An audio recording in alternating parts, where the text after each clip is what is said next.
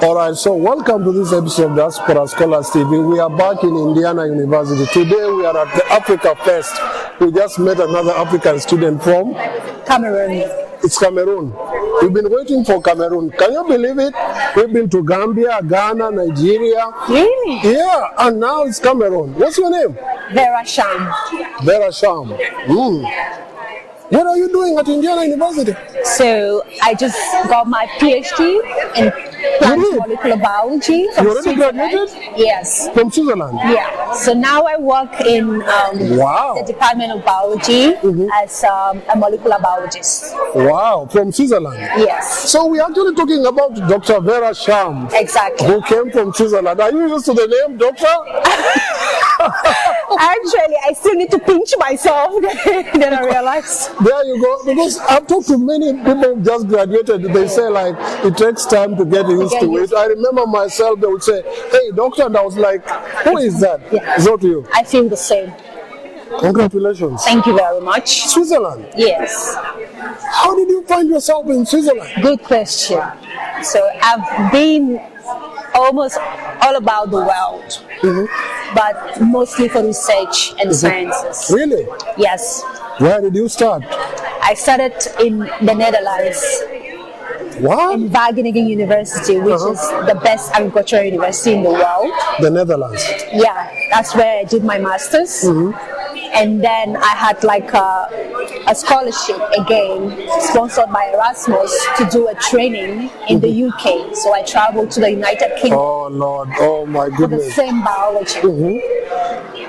And then when I came back, I got a position as a pre-doctoral student in the UK. So I lived in the UK for almost 8 months, and then I got my PhD position. And then my advisor was moving to Switzerland. And then that is how I got to ETH, Zurich. That's one of the best schools in the world. Exactly. You got it. And it's tough. Look. What are we talking about? She doesn't even look like she's that smart. She's extremely gifted. We've gone all over the world. Yeah. Netherlands. Yeah. The UK. Yeah. Switzerland. Yeah. Now you're in the US. Yeah, and I've also been to Japan, I've been to Australia, I've been to Kenya, but I went there Kenya? for conferences. Which conference were you in Kenya? Studies. I was in Kenya for the World Climate Research Program Conference. At the UNEP. In Nairobi, yes. The UNEP headquarters in Gigiri, Nairobi. Exactly, yeah. We don't make this stuff up. I keep telling you folks, look, today is another trailblazer, another successful woman in academics. She's been all over the world, Australia, Japan, UK, Switzerland, Netherlands. She's now in the US. She's now working at the Department of Biology. Yes. Yeah. Which school did you go to in Cameroon? I attended the University of Buea. That's where I had my bachelor's degree. I've heard of the school. Yeah, it is the Anglo-Saxon University in Cameroon, and it is one of the public institutes, and it's a good one, I can say, because I had, after my bachelor's, I had a scholarship from there to study in the Netherlands. Wow. Yeah. Wow. The name of the school you went to high school is which high school did you go to? So I went to GBHS Tico. So there's a small community in the southwest of Cameroon where I was born. Okay. So that's where I did my high school. It wasn't very easy as a woman coming up in sciences. Especially in Africa. Especially in Africa, you got your challenges. But while there as well, I am from an average home. I also moved through scholarships from one scholarship to another around the country. Wow. And then after my high school, we were one of the students that made it in the top GCE advanced level passes. I'm sure you are the top.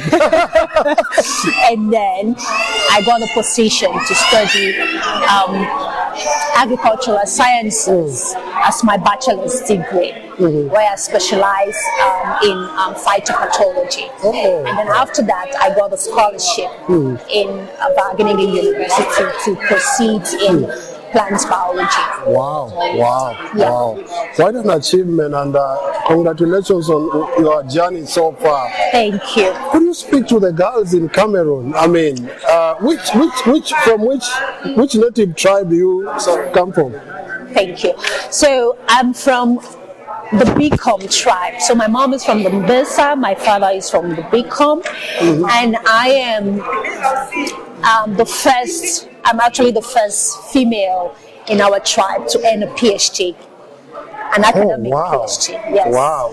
We have a medical doctor, and now we have a PhD that is a female. Just very few men, and I'm the first female. So that was quite something that my family and our tribe celebrated, to have that academic success, and it's also given so much inspiration to the girls. And it's one of the things my family is pushing, to liberate the girls.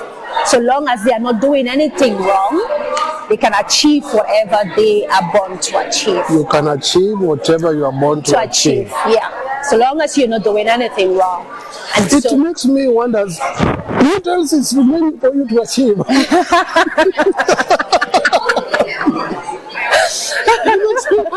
Because I mean, sometimes my viewers have encouraged me to ask some questions. I always am amazed. Are you married? You seem to have been focused on school throughout your life. Yes, I am married. Wow. Yeah. But my life has been very structured from the beginning. From the very beginning. Say yes. I would my peers were already aware. So I was one of those girls that did not just have a dream to marry and give birth to children at early age. I had this strong passion for knowledge. Yes. I could go on my own, dig the computers. My mom would try to give me the basic technology that I need. You'll find special spaces in our house, oh, that's for Vera. What's the name of your mom? Because that's really good. I mean, Tana Anastasia Kubu. She's late now. Oh. Yes, but she did a lot. She actually created special spaces for me, and that is for Vera. That is what she didn't have much, but she did that. She did it. Yeah, but it was also tough on her because she was questioned as well. Girl child, you're trying to empower her a lot. She's going to challenge you and stuff like that. Yeah, that's what they say, right? As if I know how boys in school, they even pretend to know. They pretend to know before girls, and then they retreat and ask, was I right? Yeah, but I was loved. Oh, you were by loved. my peers and my family. Excellent. Yeah, Excellent. which is another encouragement to other people in the community. Their girls can also do that with the support. Sure, with the support. So what do you want to do after this? Because you're already now working, they say, I always challenge and say, I think now you don't even see the pain. Now you're earning very well. Exactly. The pain of studies and trying is gone. And now is the pain to make an impact in the world. Do this plant biology in a way that it's going to help feed the world more. Not in the sense where we have accumulation of food in one place and others don't have, but in a way that we're going to have this diversification that others can share and have this food. So I actually work in photosynthesis, especially how plants make food and how they adapt to high sunlight to make that food. So now my passion is to create this impact in the world, share this knowledge and this idea to people and on how plants adapt and how we can make new plants. And we can solve hunger problems in Africa. To produce more food, especially for us in Africa, like you rightly said. This is Dr. Vera. She is already graduated and she's been everywhere. She's now working at the Department of Biology, Indiana University. A trailblazer. She was the first in her tribe to earn her PhD. Wow, commendable. Thank you. I want to thank you. We'll follow up with you. This is just the beginning. Thank you. If you thought this is the only interview, you are wrong.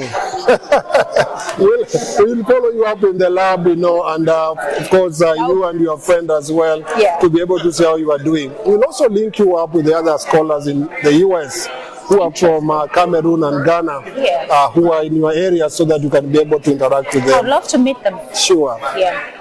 My name is Dr. and this is Diaspora Scholars TV. Watch out for the next episode. We are going everywhere. We come by air, by boat, by train. We even walk if we must, because we must find African scholars. See you. Thank you. Thank you so much.